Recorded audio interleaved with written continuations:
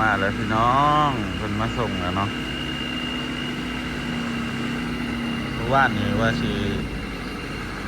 ถ้าเพิ่นมาส่งว่าสิถ่ายคลิปสงสัยเราลืมเนาะเมื่อวานเลยบ่มีคลิปถ่ายเมื่อวานนี้พี่น้องเลยวัสดุที่เราสั่งมาทำบ้านอินดีอย่าเฮาหลาย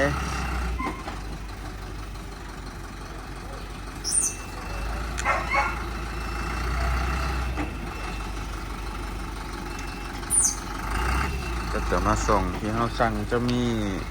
ดินทรายนะพี่น้องมีทรายเครื่องโหลดปูน20 ด้วย 30 สอบจำบ่ได้วิทย์อยู่บ่สายไผ่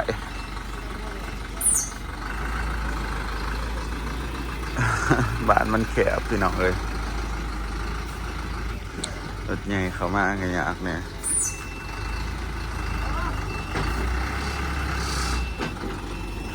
ดินบ้านเป็นดินน้ำเนาะพี่น้องให้บ่รถมาผูมันเหยียบมันนั่นจนมันนั่นล่ะเหยียบดินจนมันหยุบลงวิทย์ว่าสิง่ายแล้วตอนนี้พี่น้องงบบ่พอปีนี้ก็ได้ปูแต่เปลือกซะไว้ปีหน้าปีฮื้อจังว่ากันเนาะพี่น้องในใจก็อยากปรับพื้นที่นี่แน่เอาหินมาใส่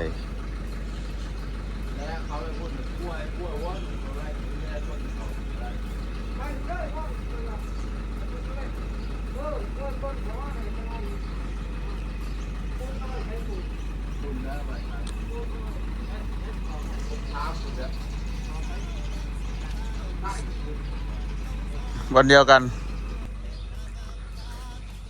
พี่น้องเราจะมาปูผืนตัวนี้เนาะลงคลิปมาเมื่อนะ FC ก็บานมาสุกแต่มัน6 นี่เราจะมาปูผืนตัวนี้อันนี้คือโบแมนเสือเขาใส่เลยพี่น้องอันนี้คือเสือเอื่อยเสือมาขายฮะนะเสือมือ2มาขายก็เลยมาหอยใบนี้หอยไว้ถาขายตลาดฮะนะ FC เห็นเหมือนกันว่ามัน6แล้วก็เสือตามทรงตามเสาเนาะเดี๋ยวสิเปลี่ยนใหม่นะครับมาปูนี่เขาก็สิปรับพื้นที่ใหม่เพื่อให้มันกว้างกว่าเก่าบ่ให้มัน6เนาะพี่น้องว่าเสือหอยตามเสานั่นนี่ก็จะหอยส่วนหลายมีแต่อีพ่ออีแม่นี่น้อยมักหอยบาสุกบ่ค่อยมักหอยดอก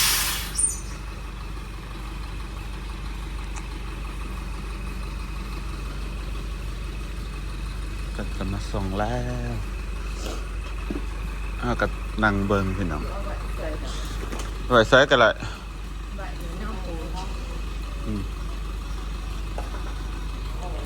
เอาไว้บอลมันจมง่ายๆ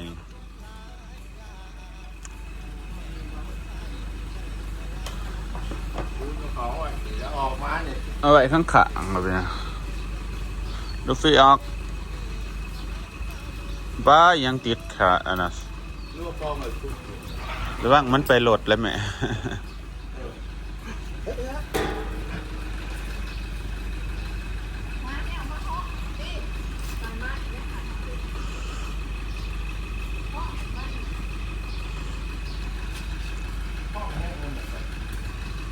สั่งของมาก็คือลูฟี่มาพี่ไปหาโหลดไหลโอ้ยังบ่เคยเห็นโหลดมาบันนอกเนี่ยก็คือเหลืองทรงเหลืองสร้างเขาจะปูเองเนาะพี่น้องบาซุกจะปูครับพ่อบาซุกเคยเห็นเพื่อนเคยปูกะโลอยู่พี่น้องปูนจักสอบบะลืมแหละบ่เศร้ากับ30นี่แหละเศร้าสอบเบรก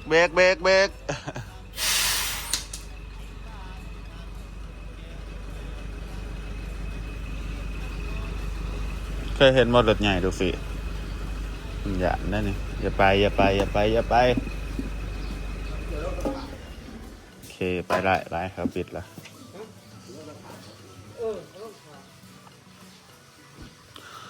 ปูนเศร้าสอบกระเบื้อง50 แก๊ส50 กล่องเขาสั่งรายการอันใช่เครื่องรถมียังเอาปะไปทีเดียว มันจะเงี้ยง่ายบัดตอนเขาเห็ดเพราะว่าเขาสิปูอยู่นี่เลย เพราะหัวแห้งเราทิมเท่านี้นี่อื่นก็เห็ดเลย นี่นะโรงเรียนนั่นนี่ดีแล้ว คือเขาจะปลูกพื้นบอลนี่เนาะพี่น้องปูแต่โซดนี่เลยพี่น้องเลยกกเสานี่ป้าปลูกบอลนี่เลยก็สิเอาของออกจังเส้นแบบช่างขยะนั่นนู่นนี่เนาะพี่น้องเป็นเตียงแนวนี้เขาจะเอาออกเปิดเรือไว้ตั้งแต่ของที่แบบว่ามันอันนี้แหละก็จะปรับพื้นที่ใหม่แล้วก็จะเอาโต๊ะมาใส่เนาะมีเงินเพื่อแหละซื้อโต๊ะมาใส่ซื้อโต๊ะแบบโต๊ะนั่งกินข้าวนะพี่น้องโต๊ะหนึ่ง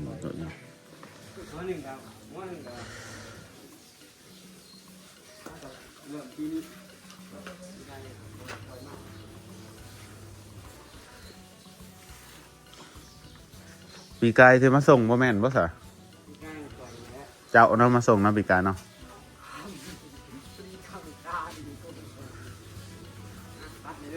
ปิดกินหมากมันน้ำข้ามหวานเลยเหรอใครล็อกปูนน้อยเดียวปูนสาวสอบ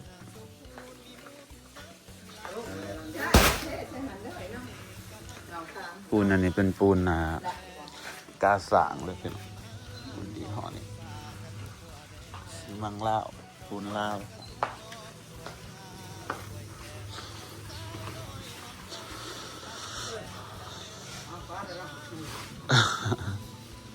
คนข้อแข็งแล้วนี่ปลาใส่ข้อนี่วะปลาอีเถอะ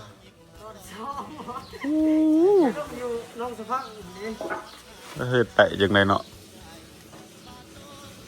ใส่แบกใส่หัวซองสอบไปเนาะลอยโลไก่ตัวย่างบ่ไก่ไก่แน่นว่าคือว่าแล้วเพิ่น ไก่บ่ไก่ก็บ่ได้หรอกข่อย ถ้าแต่ที่เที่ยงก็สิได้อยู่คือข่อยมันหัก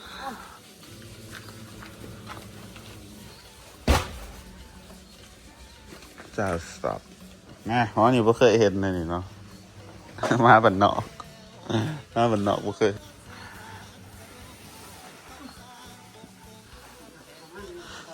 4 สอบ5 สอบ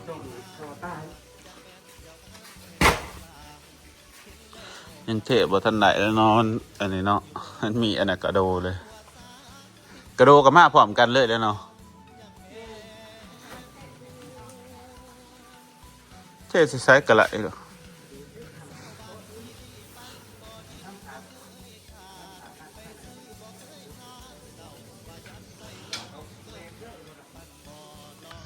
อันนี้เป็นลายกระเบื้องครับพี่น้องเปิดเบิ่งก่อนดู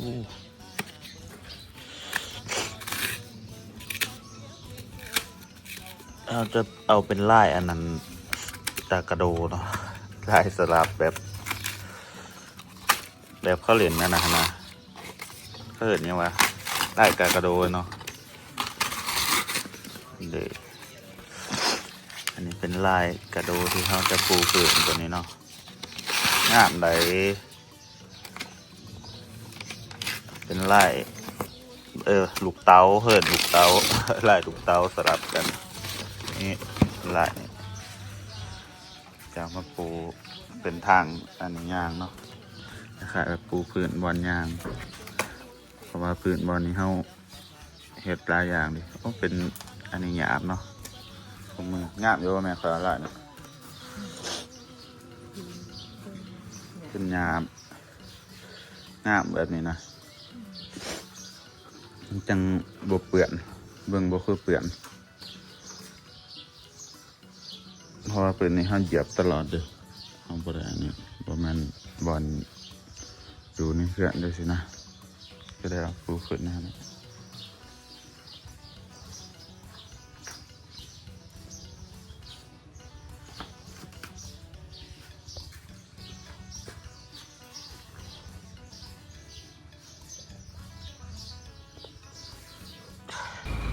เรียบร้อยพี่น้องกะโลกระเบื้องลูฟี่มานี่โหลดได้ถมหัวจะได้ท่านแหละเดี๋ยวจับเกือบบอกกันนะเดี๋ยวเกือบน้อยเห็นบ่ รถเครื่องยี่ห้อสายเครื่องรถเราจะตะมิดว่าจะใส่ปูนกาวเบิดเนาะพี่น้องเป็นเปลืองลายก็เลยใส่สายเอาสายกับปูนก็มีปูนกาวนะอันหนึ่ง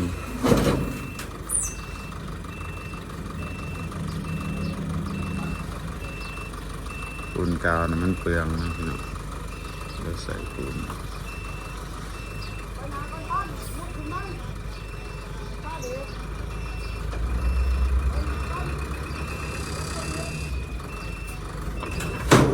เ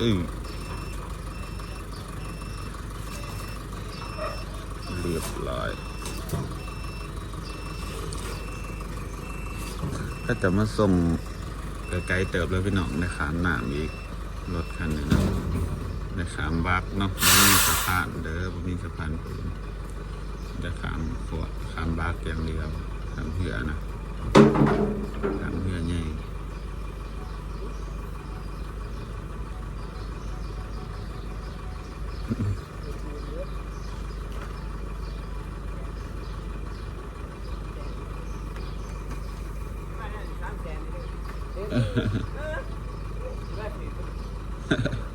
แป้งเสยเนาะ ไม่หอมมันตื่นหยุบมาหยาน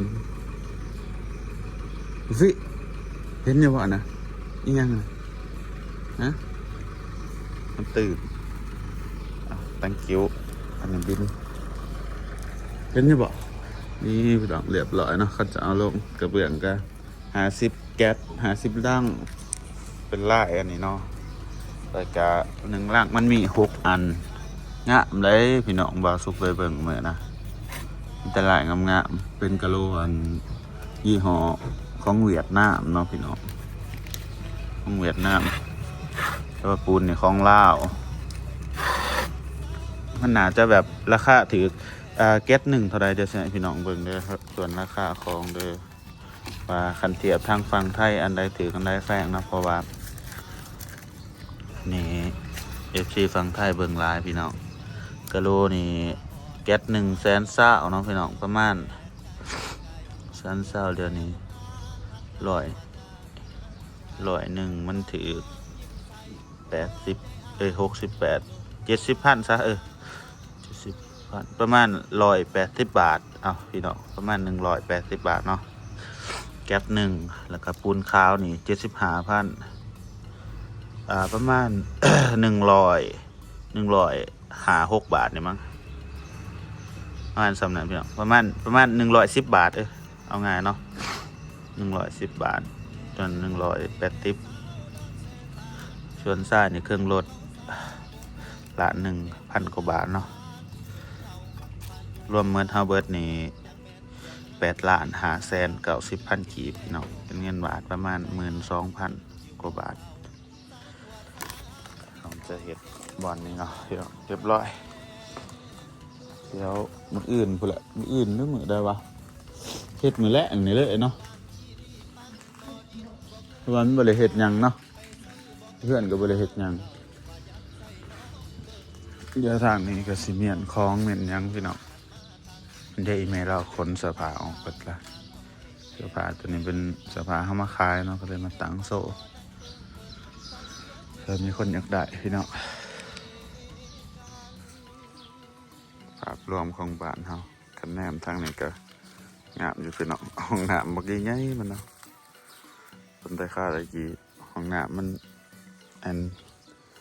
น้อยพี่น้องเวลาแขกมาบ่มีห้องน้ำให้แขกใส่แม่มางหัวตัวนี้ออกตัวนี้จะมีติว่าสิปรับพื้นที่ตัวนี้พี่น้องมาดินมาถมแล้วก็ปรับให้มันสูงขึ้นนะเพราะว่ายามฝนมันนั่นนี่เนาะมันลม มี FC หลายคนแนะนำมาหลายอย่างแล้วพี่น้องบางคนก็ว่าอันให้ทมขึ้นสูงๆนะเพื่อกันน้ำท่วมทมแถวนี้นะบางคนเพิ่นก็ว่าอันเฮ็ดนั่นเฮ็ดนี่เนาะหลายอย่างก็ขอบใจทุกคนเนาะที่แนะนำมาเพื่อนเฮาก็เฮ็ดซ้ำนี้แหละพี่น้องตามงบไปทีละปีเนาะก็สิเฮ็ดทุกอย่างก็บ่ได้นะพี่น้องค่อยๆเฮ็ดไปปีหน้าทั้งที่กันอยู่ดีมีแห้งก็สิย้ายเราตอนที่มาไว้บางฟังบอลนี่เนาะพี่น้องแล้วก็เฮ็ดโท่งจอดรถถ้ามีว่าสิเฮ็ดโท่งจอดรถนั่นแหละแต่ว่ามันอันเปลี่ยนพันไปเนาะพี่น้อง งบเปิดก่อน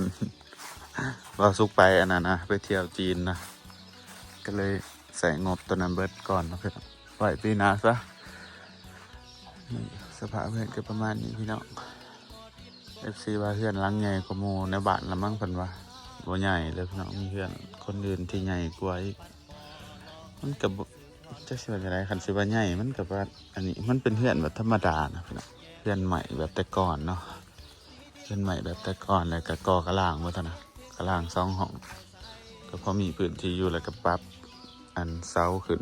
ยกขึ้นเนาะตอนนี้ก็เป็นเพื่อนอีแม่สร้างแต่พุ่นละแต่ข่าวนะก็บ่มีหยังพี่น้องเพื่อนหลังนี้ก็ได้เป็นห้องโล่งเดี๋ยวซื่อๆกับไฟแล้วก็มีห้องนอนห้องหนึ่งเอื้อยนอนเนาะเอื้อยกับลูกนอนส่วนบ่สุกก็นอนห้องนี้น้อยก็นอนห้องนั้นอีแม่ก็อีพ่อก็นอนอยู่ข้างบนเนาะข้างเทิงบ่ถนัดนะพี่น้องอันปูนี่ก็สิงามขึ้นอีกจักหน่อยก็สิกว้างขึ้นเนาะพื้นที่